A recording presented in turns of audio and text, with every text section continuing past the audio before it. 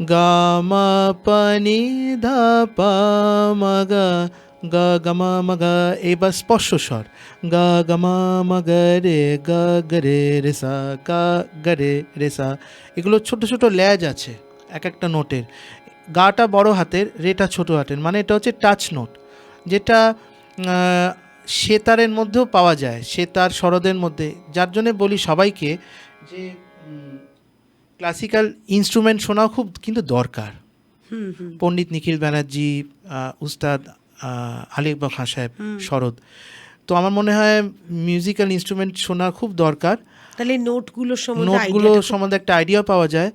এবার শাস্ত্রীয় সঙ্গীত ব্যাপারটা হচ্ছে, শাস্ত্রীয় সঙ্গীতের মধ্যে প্রত্যেকটা রাগের মধ্যে অনেকগুলো রাগ তো না, প্রত্যেকটা রাগের মধ্যে একটা আলাদা চেহারা আছে।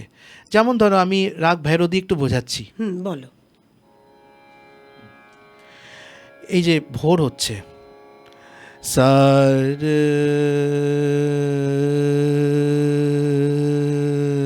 সা, রেয়া ধা কোমল ভেরোতে, গামার